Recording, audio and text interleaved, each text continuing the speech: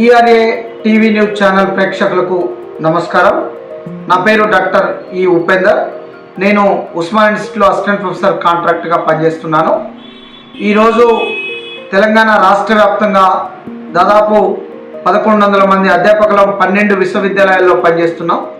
12 విశ్వవిద్యాలయాల్లో పనిచేస్తున్న కాంట్రాక్ట్ అధ్యాపకులందరికీ సుమారుగా 55,000 నుంచి 80,000 వరకు జీతం మాత్రమే ఉన్నది. 80,000కి దగ్గరగా ఉన్నటువంటి వాళ్ళు దాదాపు ఒక 40-50 మంది మాత్రమే ఉన్నారు. ఎక్కువ మందికి 60,000 లోపు మాత్రమే జీతం వస్తున్నటువంటి పరిస్థితి ఈరోజు 12 విశ్వవిద్యాలయాల్లో నెలకొని ఉన్నది. ఇక్కడ ఈ 12 విశ్వవిద్యాలయాల్లో పనిచేస్తున్న అసిస్టెంట్ ప్రొఫెసర్ కాంట్రాక్ట్లు మొత్తం కూడా పిహెచ్డి, నెట్, సెట్, జేఆర్ఎఫ్ అట్లనే మిగతా అన్ని క్వాలిఫికేషన్స్, పేపర్ పబ్లికేషన్స్, మంచి టీచింగ్ అనుభవం ఉన్నటువంటి వాళ్ళంతా కూడా పనిచేస్తున్నటువంటి పరిస్థితి ఉన్నది. కానీ సరైన టైంలో నోటిఫికేషన్లు రాక, వచ్చిన నోటిఫికేషన్లో వారికి సంబంధించినటువంటి రోస్టర్ పాయింట్ లేకపోవడం వల్ల, లేదా వాళ్ళు కొన్ని సందర్భాల్లో డబ్బులు కమ్ముడిపోయినటువంటి సందర్భాలు కూడా ఉన్నాయి. అలాంటి సందర్భంలో డబ్బులు లేని కారణం వల్ల, లేదా వీళ్ళు డబ్బులు పెట్టే ఇంట్రెస్ట్ ఉండి ఆ రకంగా పోస్టులను కొనుక్కోలేని పరిస్థితిలో ఉండటం వల్ల ఈ యొక్క కాంట్రాక్ట్ వ్యవస్థలోనే ఉండిపోవడం జరిగింది అనేది ఒక వాస్తవం, భౌతిక వాస్తవం. కాబట్టి లాస్ట్కి జరుగుతున్న పరిణామం ఏంటంటే ఇదే 50,000 తోటి, ఇదే 40,000 తోటి, గతంలో 16,000 దగ్గర నుంచి నేను పనిచేస్తున్నప్పుడు, నేను అసిస్టెంట్ ప్రొఫెసర్ కాంట్రాక్ట్గా సెలెక్ట్ అయినప్పుడు నా జీతం 16,000 మాత్రమే ఉండేది. 16,000 నుంచి ఈరోజు నా జీతం 60,000 వరకు వచ్చింది. ఇట్లా అంచెలంచెలుగా సంవత్సరానికి 1300 పెంచుకుంటూ వచ్చి ఈ రకంగా చేస్తున్నటువంటి పరిస్థితి ఉన్నది. నేనేమంటున్నా అంటే అదే నేను దాదాపు 16 సంవత్సరాల ఎక్స్పీరియన్స్ ఉన్నటువంటి నేను ఈ యొక్క విశ్వవిద్యాలయంలో ఉస్మానియా యూనివర్సిటీలో 16 సంవత్సరాలుగా పనిచేస్తున్నటువంటి నేను రెగ్యులర్ ప్రాతిపదికన అపాయింట్ అయి ఉంటే ప్రొఫెసర్ అయ్యేవాడిని. ప్రొఫెసర్ జీతం దాదాపు 2.5 లక్షల జీతం ఇప్పుడు ప్రొఫెసర్స్ తీసుకుంటున్నటువంటి పరిస్థితి ఉన్నది. అంటే 2.5 లక్షల జీతం పొందాల్సినటువంటి నేను కేవలం 60,000తో సరిపెట్టుకోవాల్సినటువంటి పరిస్థితి వస్తుంది. అదే ప్రొఫెసరు కేవలం 14 పీరియడ్లు పర్ వీక్ తీసుకుంటారు, నేను 16 పీరియడ్లు పర్ వీక్ తీసుకుంటున్నా. అంటే ప్రొఫెసర్ కంటే 2 గంటలు ఎక్కువసేపు నేను క్లాసులు బోధిస్తున్నప్పటికీ నాకు కేవలం కనీసం ఒక ప్రొఫెసర్కి వచ్చే జీతంలో నాకు 1/4 కూడా రానటువంటి పరిస్థితి ఉన్నది. అంటే అది ముమ్మాటికి శ్రమ దోపిడీ జరుగుతుంది. నాలెడ్జ్ని ఎక్స్ప్లాయిట్ చేస్తున్నారు. ఇక్కడ తెలివైనటువంటి ఫ్యాకల్టీని అన్ని రకాలుగా అడ్మినిస్ట్రేషన్ పరంగా అన్ని రకాలుగా ఉపయోగించుకుంటూ, అన్ని రకాలుగా వారి సేవలను ఉపయోగించుకుంటూ చివరికి జీతం ఇవ్వకుండా ఈ రకంగా తక్కువ వేతనాలతో ప్రభుత్వాలు నడిపిస్తున్నటువంటి పరిస్థితి ఉన్నది. గతంలో టీఆర్ఎస్ గవర్నమెంట్ 10 సంవత్సరాలుగా ఉన్నప్పుడు మేము రెగ్యులరైజ్ చేస్తామని చెప్పి జూనియర్ కాలేజ్ లెక్చరర్స్ని, డిగ్రీ కాలేజ్ లెక్చరర్స్ని, పాలిటెక్నిక్ లెక్చరర్స్ని వాళ్ళు రెగ్యులరైజ్ చేసి విశ్వవిద్యాలయ కాంట్రాక్ట్ ఫ్యాకల్టీని విస్మరించారు. ఎందుకంటే గత ప్రభుత్వానికి విశ్వవిద్యాలయాల మీద ప్రేమ లేదు, విశ్వవిద్యాలయాలను బాగు చేయాలనే ఆలోచన లేదు. ఆ ఆలోచన వాళ్ళకి లేని కారణంగా మేము మాత్రమే నెగ్లిజెన్సీకి గురి కాబడినాం, మేము మాత్రమే విస్మరించబడినాం. తత్ఫలితంగా ఇప్పటికీ అదే 60,000 తీసుకొని ఉద్యోగాలు చేయాల్సిన పరిస్థితి ఉన్నది.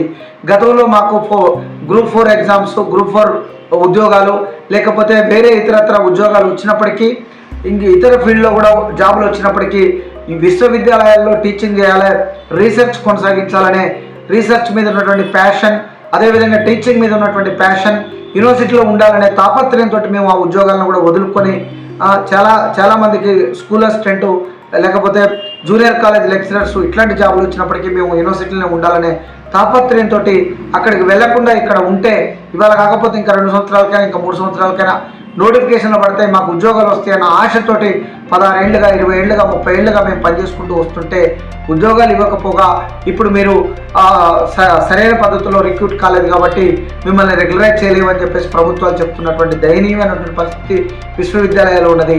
మాకు రెగ్యులరైజ్ చేస్తే లేదా యూజీసీ పే స్కేల్స్ ఇస్తే ప్రభుత్వం మీద పెద్దగా ఆర్థిక భారం పడదు. ఎందుకు అనంటే మేము ఒకసారి రెగ్యులర్ సిస్టంలోకి లేదా యూజీసీ పే స్కేల్లోకి వెళ్తే మాకు యూజీసీ నుంచి, లేకపోతే సిఎస్ఐఆర్ నుంచి, లేకపోతే రకరకాల ఫండింగ్ ఏజెన్సీస్ నుంచి మాకు ఐసిఎస్ఆర్ రకరకాల ఫండింగ్ ఏజెన్సీ నుంచి మాకు ప్రాజెక్టులు వచ్చే అవకాశం ఉంటుంది. ఆ ప్రాజెక్టులో ₹1 కోటి నుంచి 2 కోట్లు, 3 కోట్లు కూడా మాకు ఒక్క ప్రాజెక్ట్కి వాళ్ళు ఫండింగ్ ఇచ్చే అవకాశం ఉంటుంది. ఆ డబ్బులన్నీ కూడా విశ్వవిద్యాలయాలకి వస్తాయి. మా ద్వారా మా యొక్క రీసెర్చ్ వర్క్ ద్వారా ఆ డబ్బులు కూడా మొత్తం కూడా యూనివర్సిటీ ఇన్ఫ్రాస్ట్రక్చర్ డెవలప్మెంట్ చేసుకోవడానికి, అదేవిధంగా రీసెర్చ్ చేసే రిసోర్సెస్ పెంచుకోవడానికి ఉపయోగించుకునే అవకాశం ఉంటుంది. అట్లా యూనివర్సిటీకి కూడా క్వాలిటీ పరంగా మెరుగవుతుంది.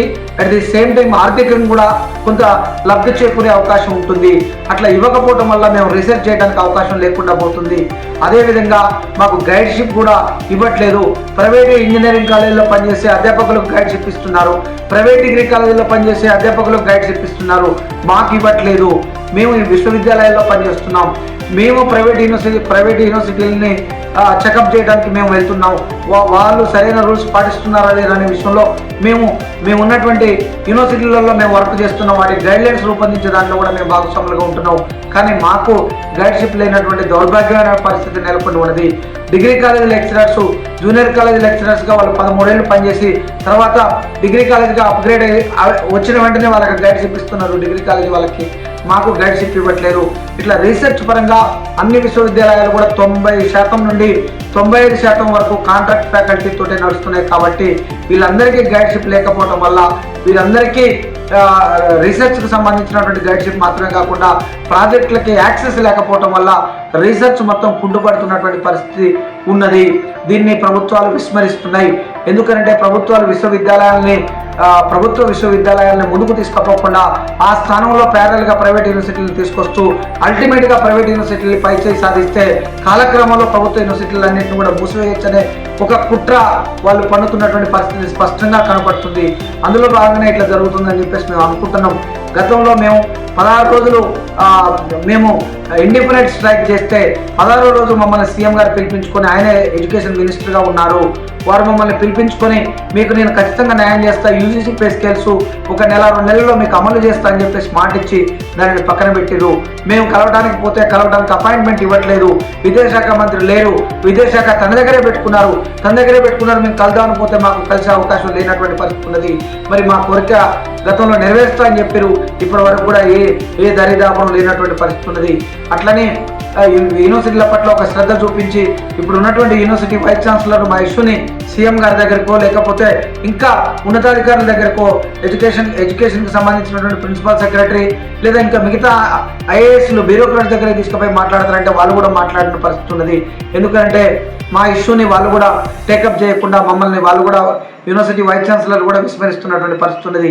కాబట్టి మేము ఒకటే అడుగుతా ఉన్నాం ప్రభుత్వాన్ని, ఇన్ని సంవత్సరాలుగా విశ్వవిద్యాలయాన్ని నమ్ముకొని నెట్, సెట్, పిహెచ్డి, జేఆర్ఎఫ్ లాంటి ఉన్నత క్వాలిఫికేషన్స్ అన్నింటినీ కలిగి ఉన్నటువంటి మేము అట్లనే యూనివర్సిటీ బోధనలో మాకు ప్రావీణ్యం ఉన్నటువంటిది కూడా ఉన్నది. దానితో పాటు ఎక్స్పీరియన్స్ ఉన్నది. అడ్మినిస్ట్రేషన్లో కూడా ఉస్మాన్ యూనివర్సిటీ పరిధిలో 5 పీజీ సెంటర్లు ఉంటే 5 పీజీ సెంటర్లకి ప్రిన్సిపాల్స్గా మా కాంట్రాక్ట్ అధ్యాపకులే ఉన్నారు. ఎన్ఎస్ఎస్ ప్రోగ్రామ్ ఆఫీసర్లుగా, ఎన్సీసీ ప్రోగ్రామ్ ఆఫీసర్లుగా, ఫిజికల్ డైరెక్టర్లుగా, అట్లనే హెచ్ఓడీలుగా, అట్లనే బోర్డ్ ఆఫ్ స్టడీస్ చైర్పర్సన్లుగా, అట్లనే ప్లేస్మెంట్ ఆఫీసర్స్గా, అట్లనే ఐక్యూఎస్సి కోఆర్డినేటర్స్గా అన్ని అడ్మినిస్ట్రేటివ్ పొజిషన్స్ అన్నింటిలో కూడా కేవలం కాంట్రాక్ట్ వార్డెన్స్ అయితే 100% ఎన్ని హాస్టల్స్ ఉంటే అన్ని హాస్టల్స్కి వార్డెన్స్ కాంట్రాక్ట్ అధ్యాపకులు మాత్రమే ఉన్నటువంటి పరిస్థితి ఉన్నది. ఇట్లా అడ్మినిస్ట్రేషన్లో కూడా అకాడమిక్స్లోనే మాత్రమే కాకుండా టీచింగ్లో మాత్రమే కాకుండా అడ్మినిస్ట్రేషన్లో కూడా 80% బాధ్యతల్ని మా భుజస్కంధాల మీద పోస్తున్నాం. ఆ అడ్మినిస్ట్రేషన్ వర్క్ చేస్తున్నందుకు మాకు రూపాయి బెనిఫిట్ లేదు. ఉదయం 9 గంటల నుంచి సాయంత్రం 6 గంటలు 7 గంటల వరకు కూడా వర్క్ చేస్తూ విశ్వవిద్యాలయాల అభ్యున్నతికి మేము పాటుపడుతున్నటువంటి మమ్మల్ని విస్మరించడం సరికాదని చెప్పేసి మేము తెలియజేస్తున్నాం. ఉన్నత విద్యను అందుకొని ఆ ఉన్నత విద్యని అందుకున్నటువంటి జ్ఞానాన్ని పిల్లలకు పంచాలనే తాపత్రయంతో, అట్లనే రీసెర్చ్ను కూడా కొనసాగించాలనే తాపత్రయంతో మేము విశ్వవిద్యాలయాన్ని నమ్ముకొని ఉంటే ఈ రకంగా చేయడం కరెక్ట్ కాదని చెప్పేసి మేము భావిస్తూ ఉన్నాం. అతి తక్కువ కాలంలో ఎంత తొందరగా వీలైతే అంత తొందరగా మా సమస్యను గౌరవ ముఖ్యమంత్రి సీఎం గారు పరిష్కరిస్తే సరే, లేకపోతే ఖచ్చితంగా రాష్ట్ర వ్యాప్తంగా ఉన్నటువంటి 12 విశ్వవిద్యాలయాల్లో పనిచేస్తున్న కాంట్రాక్ట్ అధ్యాపకులందరూ కూడా పెన్ డౌన్ చేసి ఒక చోటకు వచ్చి ఖచ్చితంగా ప్రభుత్వానికి ముచ్చెమటలు పట్టించే విధంగా, ప్రభుత్వానికి మా శక్తిని చూపించే విధంగా, ప్రభుత్వానికి ఒక అధ్యాపకుడు రోడ్డు మీదకి వస్తే ఏ విధంగా ఉంటుందో చూపించే విధంగా పెద్ద మొత్తంలో ఉద్యమానికి కూడా వెనకాడబోమని చెప్పేసి కూడా తెలియజేస్తున్నాం.